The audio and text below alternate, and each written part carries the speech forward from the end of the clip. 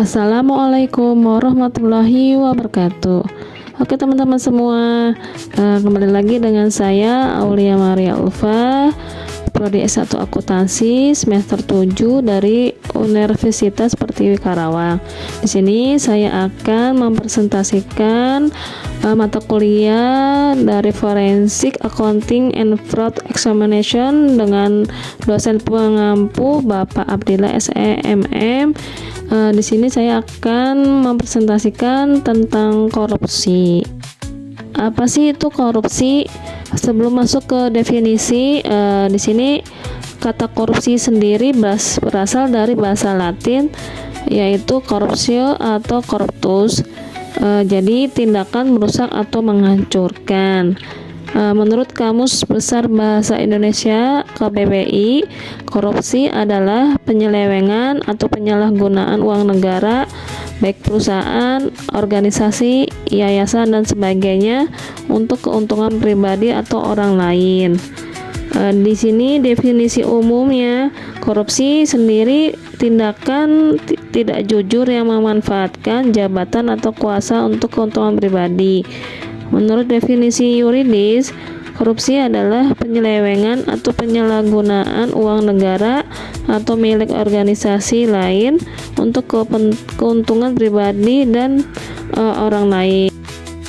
Bentuk-bentuk korupsi sendiri ada 4. Yang pertama, memberi atau menerima gratifikasi untuk mempengaruhi tindakan yang bertentangan dengan kewajiban. Yang kedua, penyuapan, penjualan pengaruh, dan penggelapan. Yang ketiga, korupsi waktu, yaitu menggunakan waktu kerja untuk kepentingan pribadi. Dan yang terakhir, korupsi obat dan alat kesehatan, di mana ada celah untuk melakukan korupsi dalam pengadaan sektor ini. Di sini ada jenis-jenis korupsi berdasarkan hukum Indonesia yang terdiri dari 7. Yang pertama, kerugian keuangan negara, yaitu tindakan yang secara langsung merugikan keuangan negara. Contohnya penyalahgunaan anggaran atau dana proyek. Yang kedua, suap menyuap sendiri ini memberi atau menjanjikan sesuatu kepada pejabat publik untuk mempengaruhi keputusan mereka. Ini bisa terjadi antara pegawai negeri maupun dengan pihak luar. Yang ketiga, ada penggelapan dalam jabatan.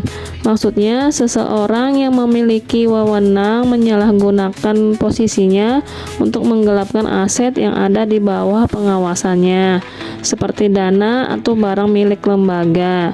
Yang keempat, ada pemerasan, yaitu memaksa seseorang untuk memberikan sesuatu dengan menggunakan kekuasaan atau jabatannya.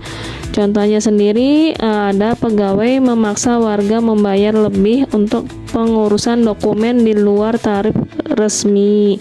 Yang kelima, ada perbuatan curang, yaitu melakukan tindakan yang sengaja membahayakan orang lain demi keuntungan pribadi.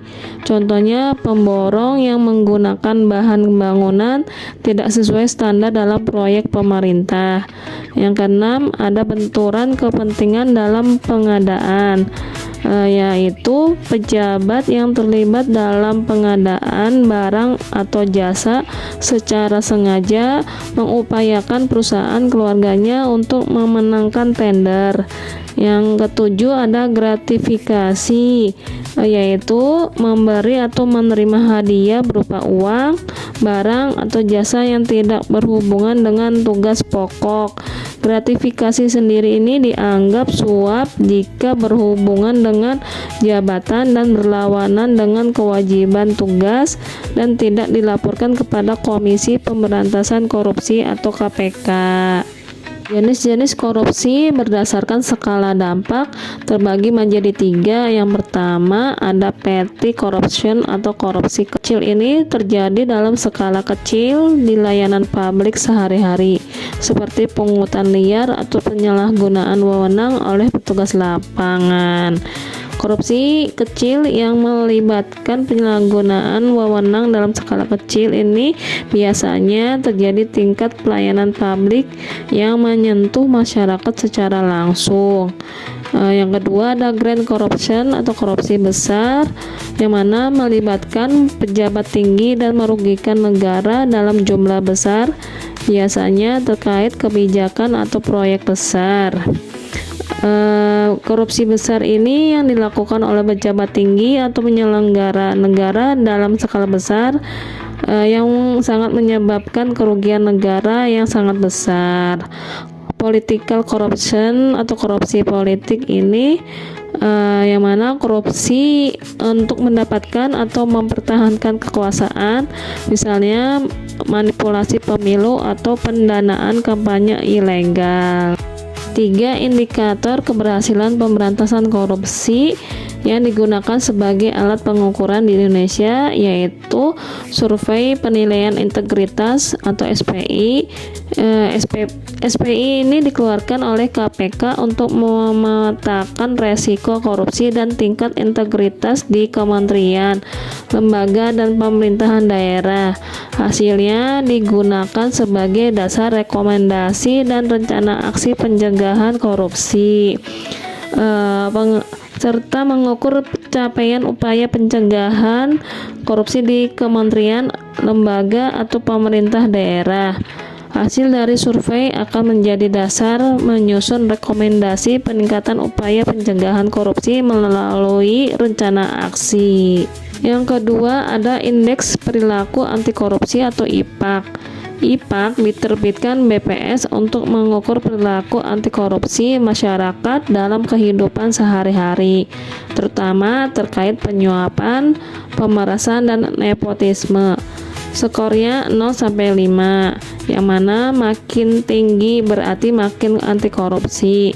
IPAK disusun dari 2 dimensi, yaitu persepsi dan pengalaman masyarakat.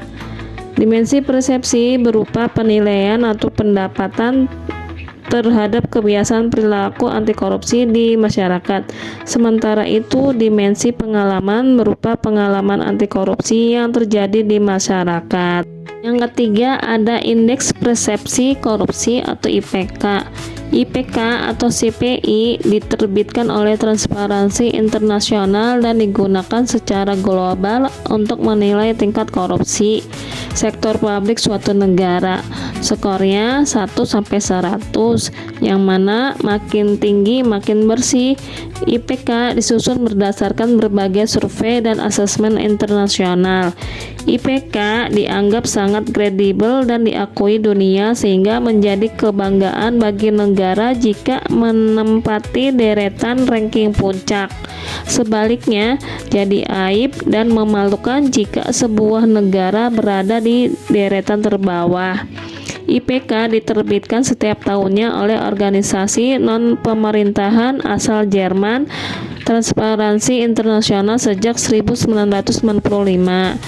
Hasil IPK dikeluarkan berdasarkan asesmen dan survei opini yang dikumpulkan oleh 12 institusi terkemuka, diantaranya Bank Dunia dan Forum Ekonomi Dunia.